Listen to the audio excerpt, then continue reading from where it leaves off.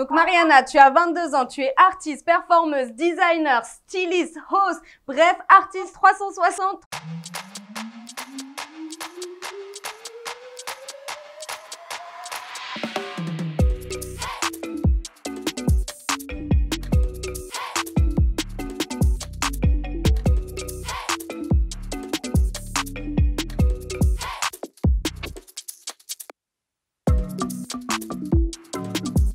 Bienvenue au Zazemistan. On est toujours là pour m'aider à écrire la constitution d'une république non binaire, non bananière, safe, inclusive et dévolue au pouvoir du matriarcat. T'as vu, on est anticapitaliste, mais on est sur YouTube le sang. Alors like, abonne, partage et détruis le système depuis l'intérieur avec nous. Créer un État, c'est créer une communauté et des cultures. Vu qu'au Zazemistan, tout le monde va venir de partout, on ne veut pas reproduire le suprématisme blanc occidental. On veut que tout le monde soit respecté dans ses croyances et dans ses héritages culturels, à l'aise dans sa peau et à l'aise dans ses pompes. Dans plein d'endroits dans le monde, les femmes noires cachent leurs cheveux parce qu'il paraît que les tresses ou l'afro, c'est pas professionnel. Alors que quand c'est une blanche qui fait ça, c'est ok. Pareil, quand les marques de luxe reprennent des motifs traditionnels pour les vendre en Occident à prix d'or, sans rien lâcher à ceux qui le fabriquent depuis toujours, ça nous pose des petits problèmes à la fois éthiques, esthétiques et commerciaux.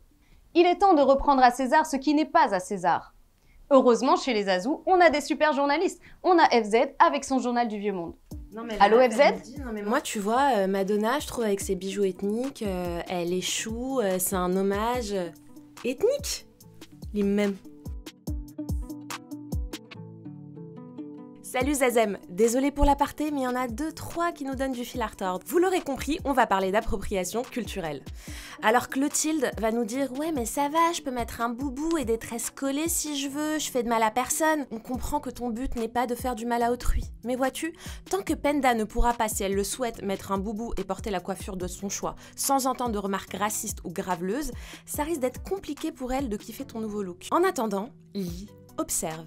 Et non Clotilde, tu n'es pas victime d'un rejet ou de racisme anti-blanc. Ça n'existe pas Clotilde. Vous le savez, au Zazemistan, on aime les complots et en termes d'appropriation culturelle, le vieux monde en a un.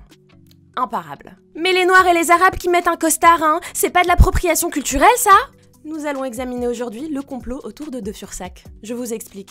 Selon eux, les personnes non blanches se sont appropriées le costard-cravate pour s'infiltrer en loose day, adopter les codes du vieux monde occidental et pouvoir le racheter. Bon, déjà, faut arrêter avec cette idée, quand tu mets des Nike, tu deviens pas Michael Jordan dans la seconde, bah c'est pareil avec les costards. C'est pas parce que t'en mets un que tu te transformes instantanément en Bernard Arnault. Mais attendez, c'est pas fini. En plus de ça, une fois le rachat fait, les infiltrés en costard comptent renverser la vieille république pour en faire un monde socialiste, multiculturel, islamo-recyclable. Entre nous, c'est un peu le rêve bleu, non ? Un monde dans lequel tu te déclenches pas un ulcère à chaque fois que tu dois aller manger chez tes beaux-parents quand tu sors avec une personne blanche. Un monde dans lequel on s'intéresse à ta culture pour ce qu'elle est et pas juste parce que waouh, j'adore les cornes de gazelle. T'imagines? Nous, ça fait des décennies qu'on milite, qu'on crée des assos, qu'on se fait gazer dans des manifs, alors qu'en fait, il suffisait juste de mettre un costard. Fallait nous le dire, quoi. Madonna, retire ça immédiatement. C'était FZ, en direct du Zazemistan, on vous apporte la vérité vraie. À vous les studios! Merci FZ pour ce reportage très instructif. Au Zazemistan, avant même la création de l'État, on se demande comment lutter contre l'appropriation culturelle. On se demande ce que ça ferait si les tendances profitaient réellement à ceux qui les ont créées. On se demande ce que ça ferait si c'était l'inverse. Si le pillage culturel était interdit, si c'était les créateurs africains qui bénéficiaient du fruit de leur travail. Si les consommateurs n'étaient pas dupes ou avaient les moyens de ne pas être dupes. C'est pourquoi on a invité aujourd'hui Mariana Benengue, créatrice de mode congolaise.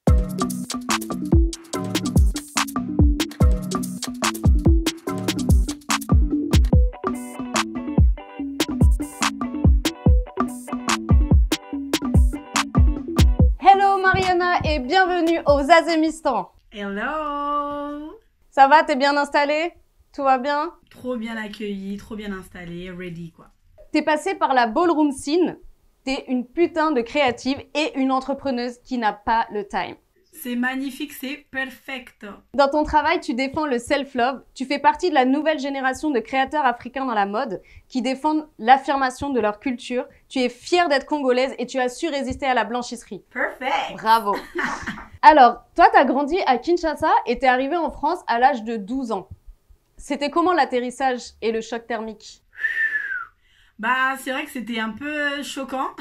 C'est-à-dire que quand tu arrives, tu t'as regardé plein de films, donc tu t'imagines un certain accueil, une certaine vie. Et c'est la désillusion. Mais bon, c'était un peu marrant l'escalator pour moi, tu vois. J'étais un peu en mode... C'était, ouais, je te jure. Parce que nous, on est tout le monde est en voiture, tu vois. Du coup, on est en mode, c'est quoi le métro? Pourquoi ils sont sous la terre et tout? C'était un peu choquant à ce niveau-là, mais sinon, le reste, bah, c'était la vie qu'on a vécue, que ce soit à l'école ou dans la campagne, qui était compliquée et spéciale. Ok, c'est-à-dire? C'est-à-dire, ben, moi, je suis arrivée ici à 12 ans. J'ai été directement dans une école en Picardie, en fait, privée, catholique. So, voilà. Ah, ça devait être compliqué. Tout le monde votait Le Pen, bien sûr. Donc, c'était un peu compliqué. On était quoi il y avait peut-être quoi, allez, 4 personnes racisées. Et donc, les actions racistes du style...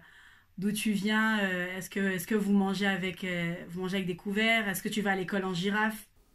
Ah ouais, carrément! C'est ça, j'espérais avoir autant de réparties que maintenant, parce qu'avant j'étais juste choquée, et tu vois, j'étais en mode genre, mais ils sont bêtes! Mais sinon, ouais, c'était ce genre de choses, mais Ok. heureusement on a évolué.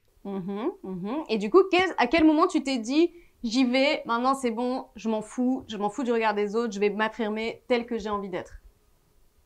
Bah, le moment où, moi j'appelle le moment de survie, je crois que je vais l'appeler comme ça, c'est le moment de survie, c'est juste, bah, à un moment donné, que ce soit dans les stéréotypes de beauté, que ce soit dans l'image que les gens avaient de moi, j'ai vu qu'en fait, quoi que je faisais, ils allaient toujours parler, que ce soit positif ou négatif, donc j'ai préféré être moi-même en fait, et ça marche très bien, c'est-à-dire que je me suis dit... que je fasse du bien, en tout cas selon moi, ou que je fasse des choses qui leur ressemblent pas, ils vont toujours me juger, donc vaut mieux que je vive vraiment ma vie heureuse.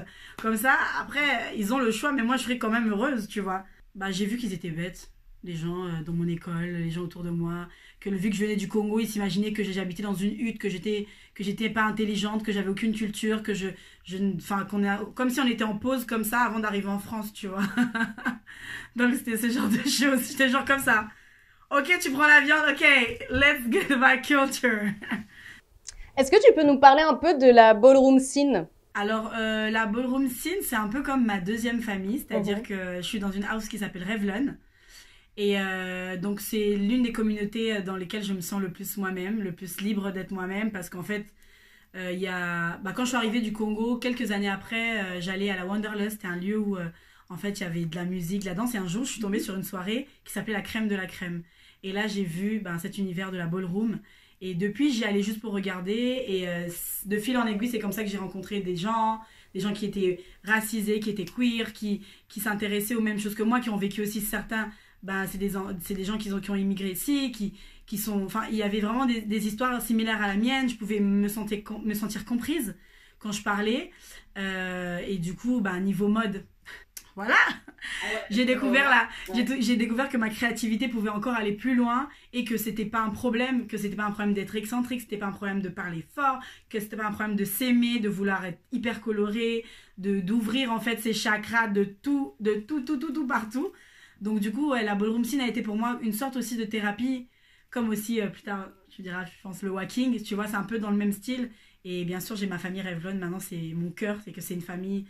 C'est des gens avec qui je ne me vois plus ne pas vivre, quoi, donc ne pas côtoyer, donc c'est trop bien. Génial. Et c'est quoi tes catégories quand tu vas dans des balls? Dans les balls, en tant que Congolaise, c'était sûr que j'allais tomber dedans. Je fais les catégories fashion, donc je fais les catégories runway. Donc runway, c'est un défilé de mode, on est on the catwalk, et en fait on se battle en défilant. Je fais fashion killa, c'est donc fashion killa. So I think I'm gonna kill everybody with the fashion. Et après, il y a des catégories que j'aimerais faire, mais bon, avec le Covid, c'est compliqué. Mais comme best dress, qui sont des catégories plus high fashion. Donc voilà, c'est plutôt ces catégories-là qui me parlent et que je fais. Et du coup, c'est qui tes inspirations genre women power ou les artistes qui te donnent de l'énergie? C'est une question qu'on me pose souvent. Qu'on me pose souvent à me dire qui m'inspire. J'ai pas forcément de personnages connus qui m'inspirent. Moi, vraiment, c'est ma mère, mes tantines, les femmes autour de moi. C'est vraiment mes amis à qui je traîne tous les jours, qu'on crée ensemble, qu'on entreprenne ensemble. C'est ces personnes-là juste qui ont eu du potentiel et qui évoluent. And C'est mes stars à moi, quoi. Bah, c'est une très bonne réponse, hein, j'adore, très bien. Alors, est-ce que tu peux nous donner des exemples de dingueries que tu as pu voir dans le monde de la mode à Paris? Parce que c'est quand même un monde où il y a beaucoup de blancs riches qui ont un sens du goût un peu plus aiguisé que celui de la morale, souvent. Du coup, est-ce que voilà, tu as des exemples d'appropriation culturelle ou d'anecdotes comme qui t'ont vraiment marqué dans le milieu de la mode? Franchement, il y en a tellement. Le plus récent, je pense, c'était... je crois que c'était le défilé comme des garçons où il y avait les mecs avec des wigs, genre avec de braids, genre avec des tresses. Et là, vraiment, c'est-à-dire que ça dépassait tellement l'insulte que ça m'a fait rire. C'est-à-dire que j'ai dit, mais il y a une blague, it's a big joke, tu vois. Donc ça, je trouvais ça grave, en fait. J'étais là, mais à personne, ça fait paniquer personne. Après, il y a toujours ce truc dans plusieurs shootings photos où les personnes, je sais pas pourquoi ils veulent tout le temps mettre des coiffes de chefs natifs américains. Ça, c'est un truc vraiment qui me fait mal au cœur. Parce que, enfin, c'est tellement grave. Enfin, moi, j'imagine les chefs coutumiers au Congo. Personne se permettrait de mettre un chapeau de chef coutumier si tu n'es pas chef coutumier. C'est grave. En plus, tu fais une pause en mode like... Ouais, non. It's not giving that, tu vois. Ils ont le choix de prendre des personnes noires ou des personnes, moi je parlais pour nous plutôt, ou des personnes racisées, mais je sais pas pourquoi, ils vont prendre des personnes blanches pour mettre tout ce que les personnes noires ont déjà. C'est-à-dire que souvent ils vont mettre des afros, du coup, et ça va donner un côté... Ça va pas, tu vois, ça va pas. C'est bizarre. Ça va pas, il n'y a aucun respect, surtout que vous montrez ça pour la mode, mais dans la vraie vie, on n'a pas le droit d'aller au travail avec mon afro. Moi, à l'école, j'avais pas le droit de porter mon afro. J'arrive, on me dit, c'est pas très professionnel. Et si vous voulez vraiment faire un partage de culture, faites partie, du coup, de ce combat aussi, qui est de dénoncer ça. Donc, mettez en valeur ces personnes-là qui ont créé ça et qui ont les cheveux comme ça, qui ont les coiffes comme ça. Essayez vraiment de s'intéresser aux gens au lieu de juste prendre, tu vois. Like, appropriate, I think. Il y a aussi le blackfishing qui s'est beaucoup développé ces derniers temps, notamment sur Instagram.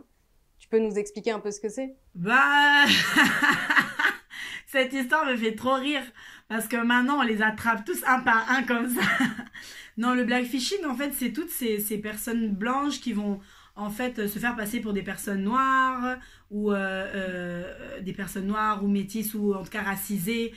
Un peu semer le doute, par exemple, elles vont mettre du fond de teint hyper foncé, parce qu'en ce moment c'est à la mode les noirs, donc ok, je vais mettre du fond de teint hyper foncé, je vais faire des tresses, je vais jamais être très claire sur qui je suis, mon identité, il y a des gens qui sont plus subtils, par exemple, moi la dernière fois j'avais fait une story où je parlais de Nati Pelouse, tu vois, qui elle, en fait elle va utiliser toutes les codes des personnes noires, c'est-à-dire que plutôt des États-Unis, du ghetto, etc., et d'Amérique latine, alors que elle, en Argentine, elle fait pas partie des personnes noires, tu vois.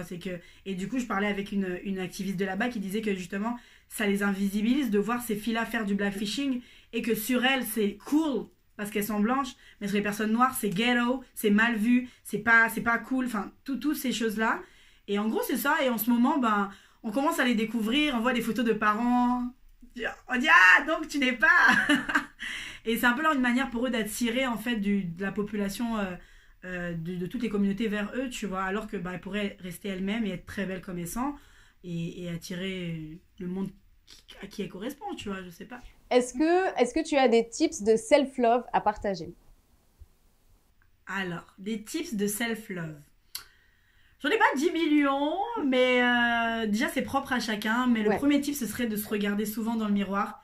C'est-à-dire que moi, je donne des cours de danse où souvent je dis aux filles, c'est bien beaucoup de femmes dans mes cours, et je leur dis, regardez-vous, aimez-vous, juste, en fait, prends le temps, genre une seconde, regarde-toi, que ce soit à poil, habillé ou comme tu veux, juste prends le temps de te regarder déjà, de savoir ton meilleur profil, ton meilleur, et si c'est pas ton meilleur, comment le rendre meilleur pour toi, ce genre de choses. Ensuite, du self-love, franchement, prendre soin de son intérieur, c'est-à-dire que si tu sais, je sais pas, si tu te sens mal par rapport à quelque chose, essaie de gérer l'intérieur parce que l'intérieur, ça va faire sortir quelque chose de beau de l'extérieur.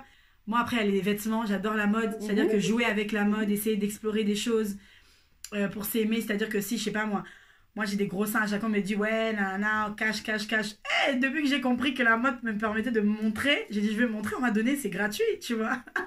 Donc du coup, ouais, c'est ça Oui. en fait, d'essayer d'utiliser la mode, d'essayer de jouer, de mettre de la couleur. Moi, j'adore la couleur. C'est vrai que ça... Souvent, les gens vont mettre du noir pour soit se cacher, même si Ouais. maintenant c'est cool aussi des fois le noir, mais souvent pour se cacher parce qu'on dit que ça t'affine, ça te truc, rien. Il y a plein de choses. Mais essayez aussi tester en fait, faire des tests. Moi, je passe ma vie à faire des tests, tu vois. Et ça marche. Non, mais c'est hyper cool ce que tu dis. C'est vrai que ce kiffer, c'est limite un crime, quoi. On a l'impression que genre, vas-y, tu te la pètes, vas-y, tu te prends pour qui? Bah, je me prends pour moi, en fait, il y a quoi? C'est un problème. Bah, les gens, je pense qu'ils traînent pas avec les bonnes personnes aussi. C'est-à-dire que moi, je traîne C'est avec clair. des queens. Hein. Moi, Bah, voilà. mes copines, c'est la guerre de la mégalomanie. Hein. Trop bien. I'm fresh. No, you are fresh. Donc, tips de self-love, mégalomanie entre copines, on adore. C'est Yes, parfait. on adore. Trop bien. Alors, Mariana, on va jouer à un jeu qui s'appelle Zazem, Zazem pas. Donc, en gros, je te fais des propositions. Si tu aimes, tu dis Zazem. Si t'aimes pas, tu dis Zazem pas. Et tu peux évidemment expliquer pourquoi. En gros, c'est pour voir si tu es Zazemistan compatible. Mais ne t'inquiète pas, quoi que tu dises, c'est validé, c'est ça qui est bien. Ok. Are you ready? Ok, let's go. On va commencer bien chaud déjà. Alors, les marques en manque d'idées qui envoient leur directeur artistique à Kinshasa pour choper des tissus et des influences. Ça aime pas. Bon, en même temps, on en a déjà parlé, donc c'était sûr. Les tantines. Zem. Zazem. Zazem à mort. Les normes de taille dans le monde de la mode. Bref, la mincocratie, quoi. Zazem pas du tout. Et toi, d'ailleurs, dans ta marque, comment ça se passe pour les tailles? Alors moi, franchement, je vais vraiment de... Moi, j'avoue, je commence du coup du M à plus, tu vois. Et franchement, je fais aussi... vu que moi, je suis pas une marque de... je produis pas en masse. Je fais beaucoup aussi à la commande. Mais c'est vrai que j'essaie quand même d'avoir du choix jusqu'à plus de 46 quand même, tu vois. Pour le monde de la mode, c'est déjà énorme. Donc, when I see my queens, I'm like... J'ai besoin que mes queens soient habillées, en fait. C'est pas possible. Donc, c'est pour ça. Mais ouais, effectivement... essayons de répondre à toutes les demandes. La rumba congolaise. Ah, Zazem. ma vie à mort. C'est qui tes artistes préférés? Alors moi, je suis un peu... J'ai le côté vieillot où il y a Papa Wemba, Madilou, Kimbili Abel. Ensuite, de nouveau, un peu, il y a Ferregola, Fali Poupa. Enfin, ce genre de vibe. Mais bon. La douceur, quoi. Moi, j'adore les anciens succès. Le mouvement body positive. Zazem, mais je trouve qu'il y a des choses qui sont incohérentes sur certaines choses. Et Vas-y. par exemple, je sais pas, c'est que moi, par exemple, je faisais du body positive sans savoir que ça s'appelait du body positive. C'est-à-dire que tu vas jamais voir dans mes photos écrire aujourd'hui je me lève, mon corps, moi, nanana. En fait, c'est la manière dont je vais juste... Et les gens vont juste voir que je m'aime et qu'ils vont avoir envie de s'aimer. Et moi, j'aime beaucoup cette manière de... Après, c'est ma manière de faire et de mes amis, c'est que on se dit, mais en fait, si toi-même, tu t'aimes pas, vaut mieux t'aimer et montrer aux gens comment tu t'aimes et ça va leur inspirer à s'aimer eux-mêmes.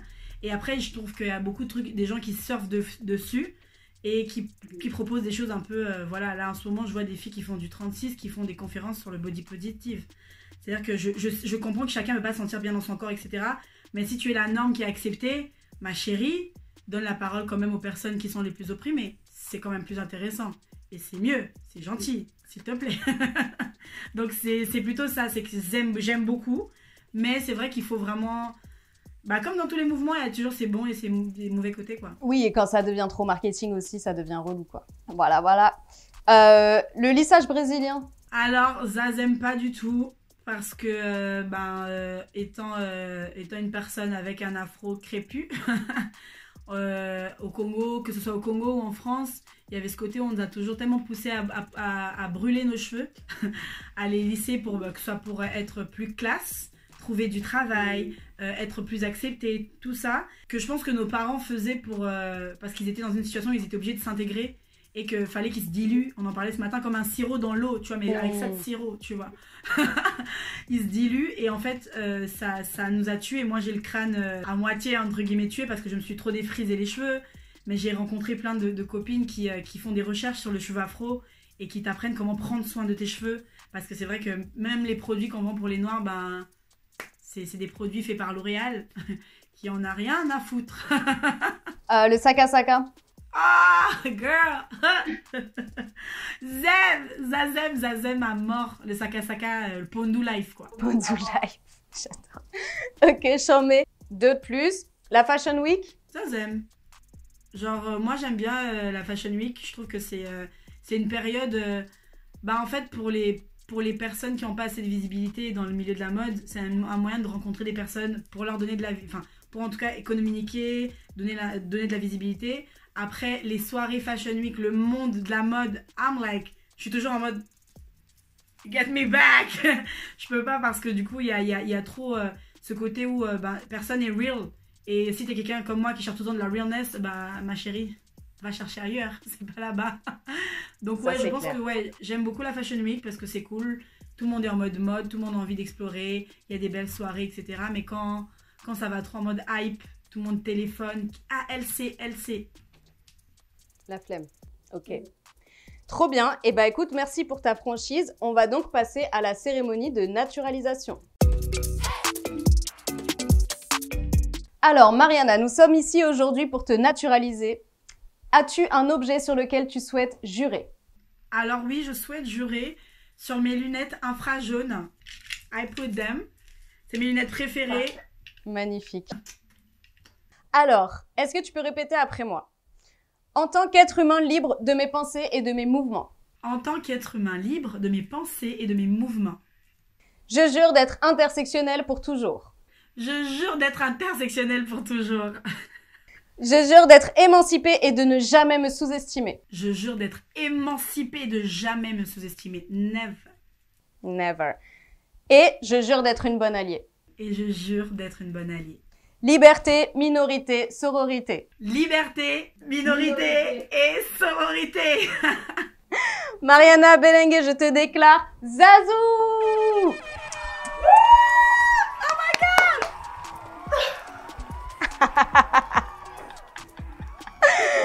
Génial! Et alors maintenant, je vais te verser ton premier mois de revenu universel en Clitcoin. Ok. C'est pas des euros et c'est pas des francs CFA, ok? Ok. Are you ready? I'm ready. C'est parti!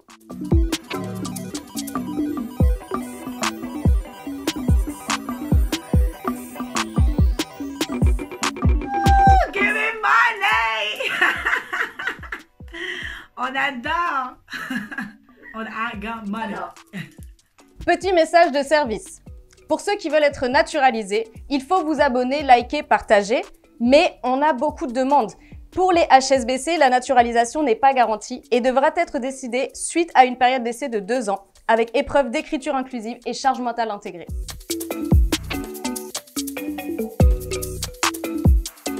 Alors, Mariana, inspirée par ta personne et tes propos, j'ai une proposition de loi à te soumettre. Puisque maintenant tu es Zazou, tu peux participer à l'écriture de la loi. Qu'est-ce que tu penses d'une étiquette d'origine contrôlée pour la mode, pour que quand on achète un truc, on puisse savoir d'où ça vient, qui l'a fabriqué, mais aussi qui y a pensé? Alors, à mort, c'est une loi magnifique, géniale, super, j'adore, je l'accepte, je la prends, je dors avec. Ah, génial. Ok. Alors, est-ce que tu as des amendements à proposer, genre des précisions, des rajouts pour cette loi? En ce qui concerne certains types de vêtements qui viennent d'ailleurs que d'où on habite, avoir peut-être un petit QR code qui explique l'histoire de cet endroit, pourquoi ça a été créé, et ça te fait genre une croix quand tu peux pas le mettre parce que tu écris et on dit tu peux pas le mettre, c'est un peu trop sacré ou ça ne te correspond pas. Respecte ça, ouais. Trop bonne idée. Bah écoute, du coup, la loi, elle est adoptée à l'unanimité. C'est bon, c'est validé, il n'y a aucun problème. Merci beaucoup Mariana d'être venue aujourd'hui aux Azémistan. Tous tes éclairages sont vraiment précieux et grâce à toi, on a encore upgradé notre pays. Merci à toi, trop contente de faire partie de cette population à la hauteur de ce qu'on aime, de ce qu'on aime. Génial. Et toi, ne change rien et continue d'inspirer les autres et de flamboyer comme tu le fais. C'est génial. Merci beaucoup. J'espère que vous avez kiffé cet épisode qu'on a créé nous-mêmes sans avoir à piquer des trucs à gauche à droite. Comme quoi, si on y arrive, tout le monde peut le faire. Si on doit retenir quelque chose à tout ça, c'est que donner c'est donner, s'approprier c'est voler. Rassurez-vous, nous continuerons notre déconstruction avec des afrologistes, des féministologues, des racistologues, des ouin-ouinologues, des fashionologues. Le Zazemistan, c'est le monde post-occidental dans lequel vous n'osez pas encore vivre. En attendant, abonnez-vous, likez, partagez et surtout, liberté, minorité, sororité, vive le Zazemistan et vive les Azous.